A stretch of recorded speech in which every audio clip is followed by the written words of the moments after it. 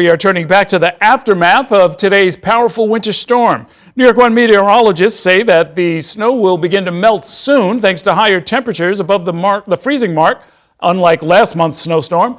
While they say the heavy snowfall is over, city officials are still advising New Yorkers to take public transportation when possible and to prepare for slippery road conditions while driving, walking, or biking. Joining me now to talk more about the city's snow operations is Christina Farrell, the new Emergency Management Commissioner. Welcome to the program. Good to see you. Thank you. Nice to see you. The worst of the storm apparently is now behind us, but what can you tell us about the New Yorkers who have lost power? I know electricity went out in parts of Queens in particular. Any sense of when that might be restored? So happily, the large outage in the Rockaways, that was restored about half an hour ago.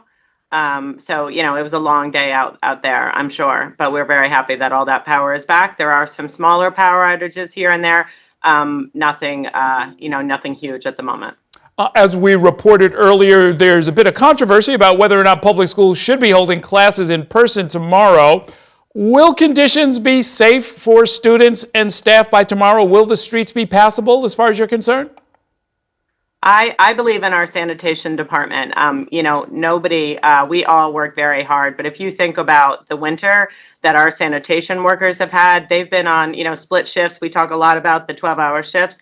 They went on those about January 22nd for that first storm. I think they just went off last Wednesday, and then all of a sudden this Saturday, they were back on.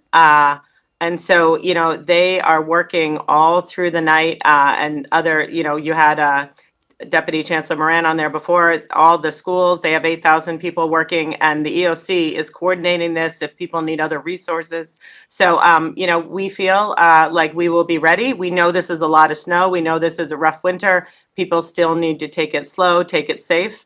But, this is where we are. Okay, that's what the city workers have to do. There's a role for private landowners, too, or homeowners. The end of the storm was officially declared at 4:30. That means property owners have to shovel their sidewalks by, 8:30 tonight? Yeah, they do have those rules in place, but I know, I was just on an elected call with elected officials and other agency officials an hour ago, and I believe that there is an extended time over the evening tonight because, we know how rough this has been. Like I know the mayor, the sanitation commissioner has said, this really isn't about enforcement. This is making the city passable, walkable for everyone, making sure that the 4 feet is there for people that may use wheelchairs, strollers. So, we are all in this together. We have learned that time and time again. And we will continue working as a city to get, hopefully to spring pretty soon. Yeah, indeed. In fact, right, as a reminder to those who do have to shovel, it needs to be a 4-foot path, not just a sort of a narrow way for you to get out of your house. I'm curious, what weather models does your agency, does the city rely on to make decisions about snowfalls? So our gold standard who we work with closely is the National Weather Service. But since 2019, we have had our own on-staff meteorologist.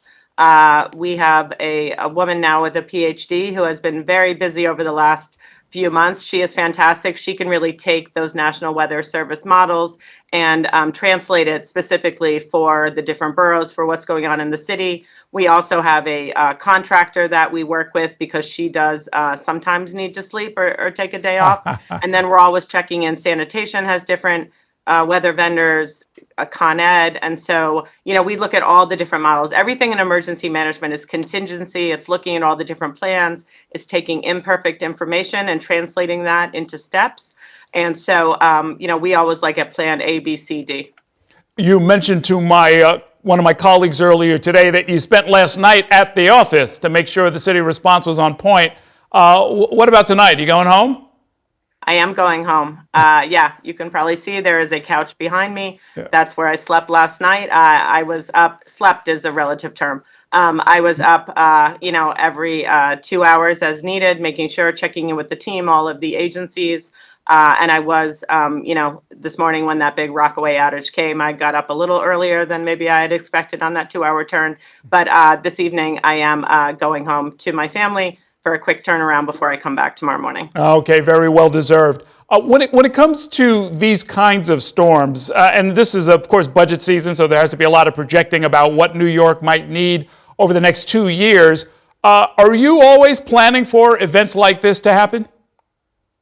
We are, that is one of our core competencies, and we're always looking. Even last Wednesday, we had the first deputy mayor, other deputy mayors, city agency heads in here, and we were looking at the operations of that last storm, what could be better. We were hoping that we were taking those lessons to apply them maybe for a storm next year. It turned out we were going to apply them to a storm 3 days later. But one thing we're looking at more and more, we've talked a lot about different events, is extreme weather. We were looking at some of the biggest storms in the city over the last 20 years, and there's the blizzard of 1888. There was a big storm in 1978, but there's a surprising amount of storms that were 2010, 2016. So, and then before we know it, we'll be in heat season, which gets more and more extreme. So our planners are thinking of every scenario and what the city can do to be prepared. Okay, well, we thank you for the work that you are doing, and we look forward to talking again. We always have to bring you on when there's sort of bad or at least worrying news, but we thank you all and your staff for getting us through it all. Thank you very much. Good to see you. Okay.